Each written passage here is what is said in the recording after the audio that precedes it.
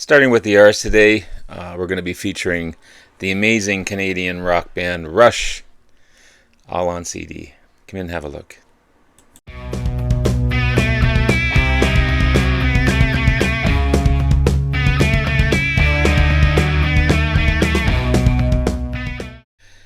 Good morning, everyone. It's Robert from On My Turntable, hoping a great morning this morning. It is Saturday morning, as always, a coffee kind of morning.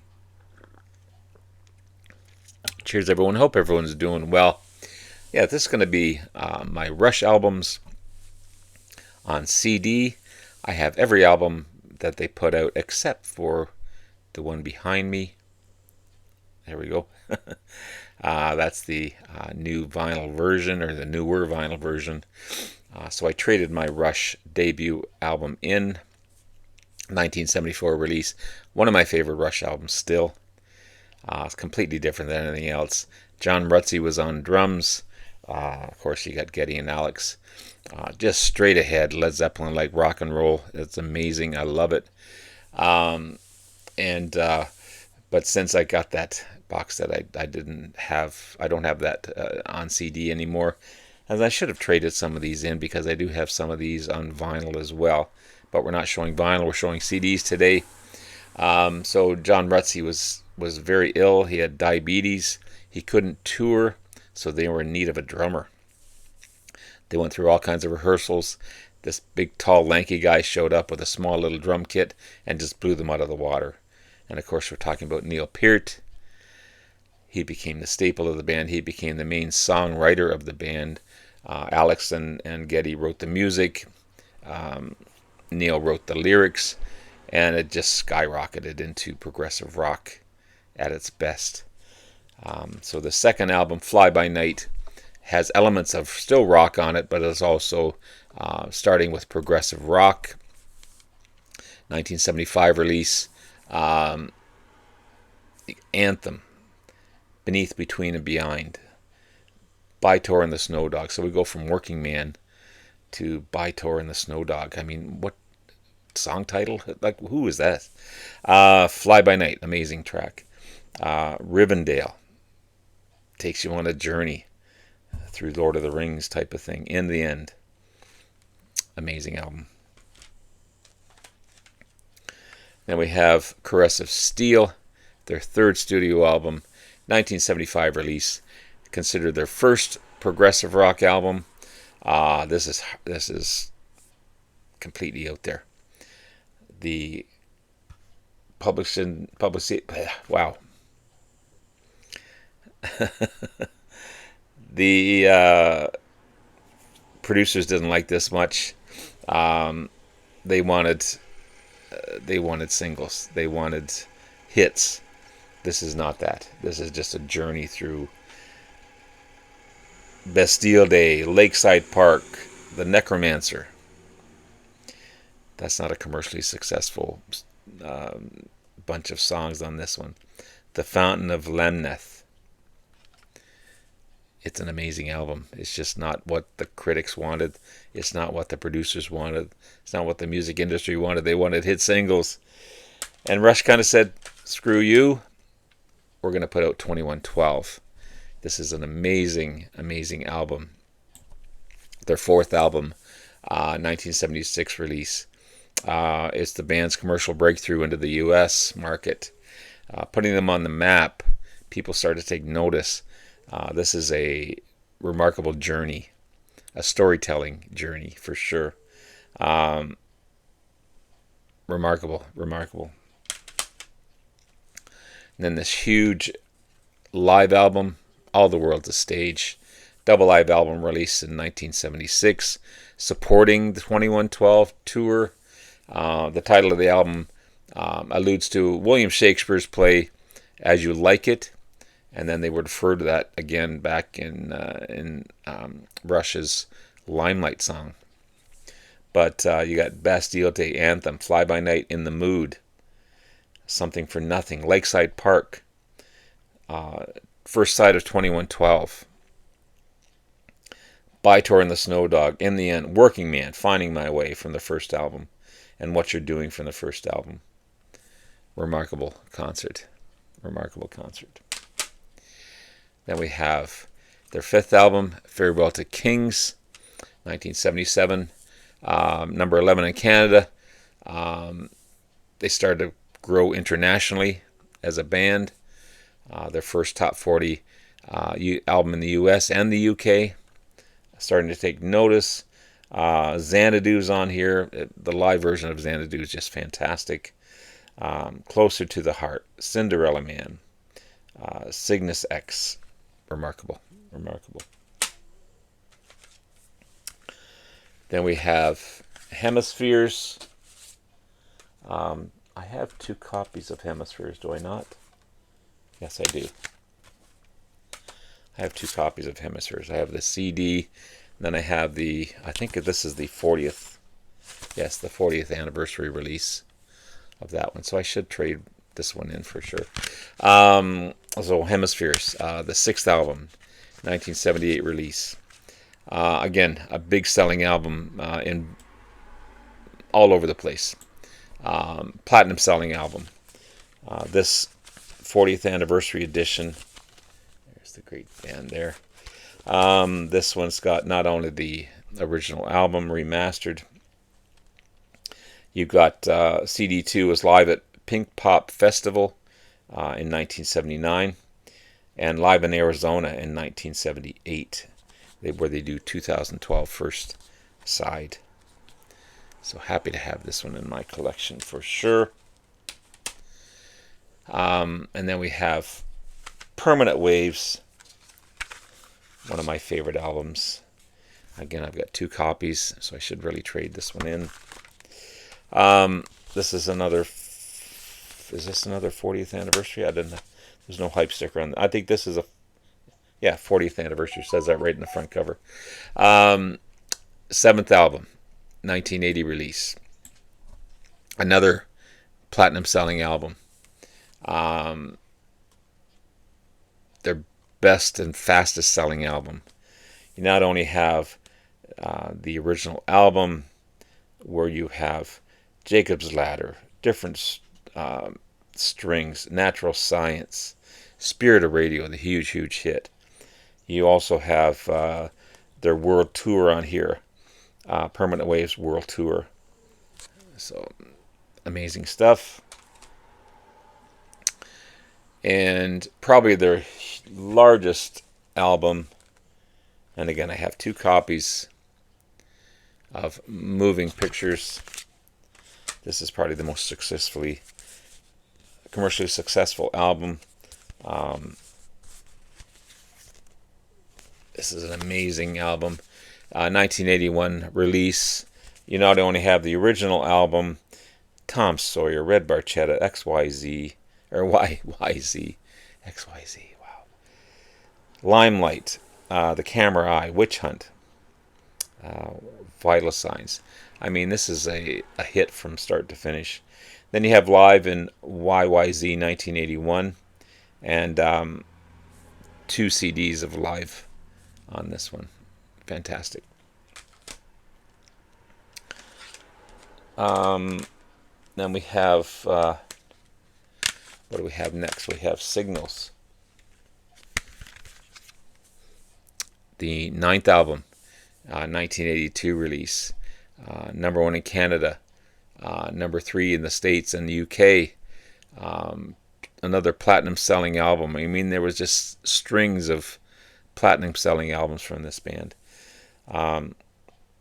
Subdivisions, big hit. The Analog Kid, Chemistry, Digital Man, The Weapon, New World Man, Losing It, Countdown, from start to finish. Amazing. Then we have Grace Under Pressure, the 10th album. This is where they started to go to more of a synthesized sound. The guitars were set back a little bit, not as prominent. 1984 release. Distant Early Warning, After Image, Red Sector, The Enemy Within, The Body Electric, Kids Gloves, Red Lenses, Between the Wheels. New producer as well, as they stopped working with Terry Brown, and they started working with Peter Henderson on this one. Still a great album. Then you have Power Windows, the 11th album by the band, October 1995. Still more synthesizer-based music, sampling, electric drums, a string section, a choir, power being the theme of the album. In the Big Money, Grand Design, Manhattan Project, Marathon, Territories, Middletown Dreams, Emotion Detector, and Mystic Rhythms. Peter Collin produced this one. I love the cover, though, on this one. Again, a synthesizer-based type of album. Pardon me. Then we have Hold Your Fire, the 12th album by the band. This one, I think, and correct me if I'm wrong, this is the first time they had a guest artist on an album in Till Tuesday's Amy Mann, bassist and vocalist for Till Tuesday.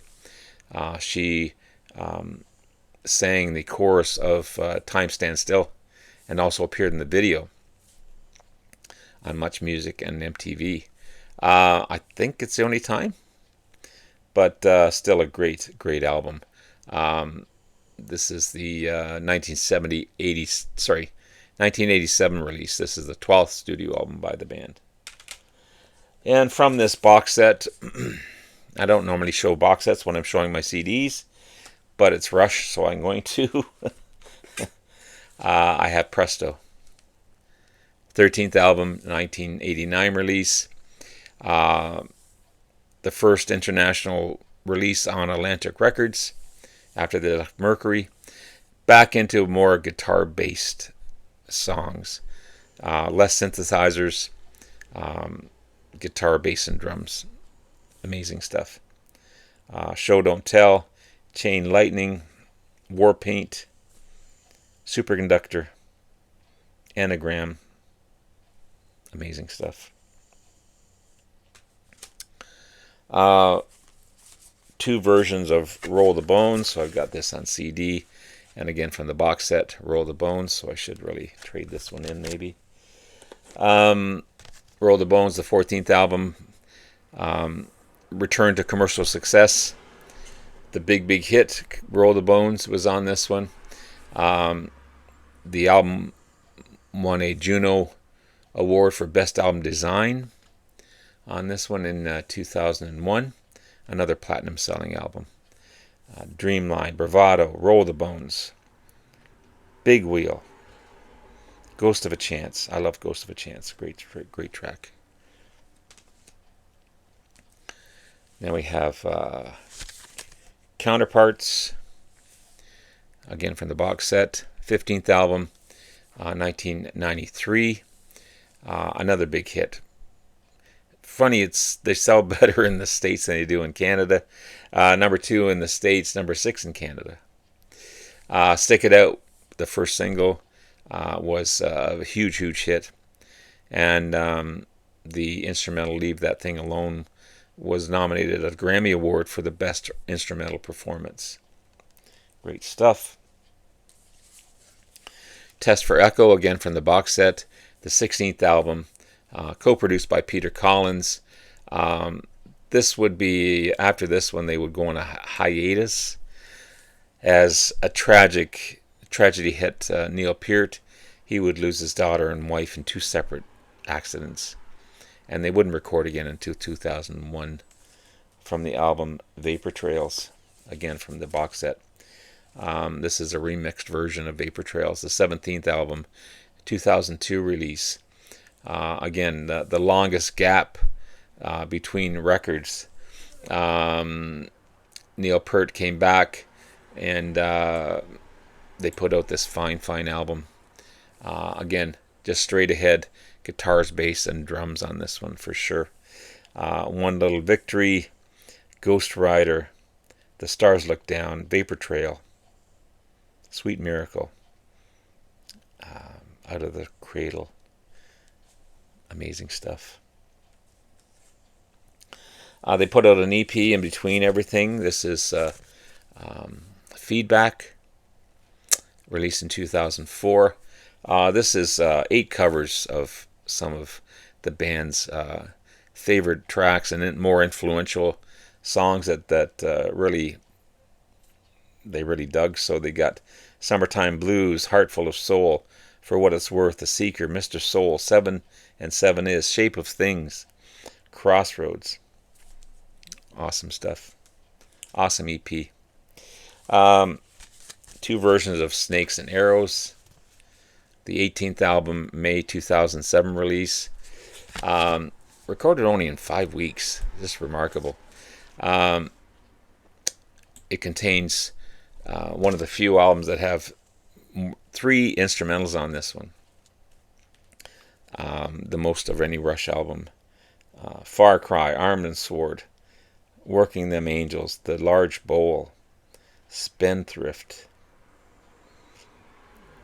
The Way the Wind Blows, Good News First.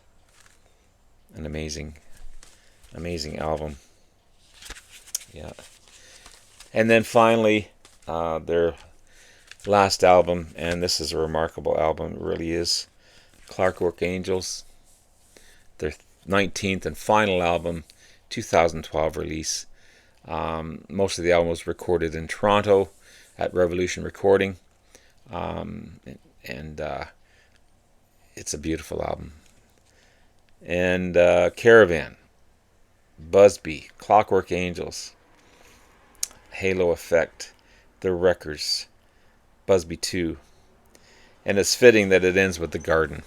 If you watch The Garden's video and you know that's the last song, it just brings tears to your eyes. It's a beautiful, beautiful album to end their career.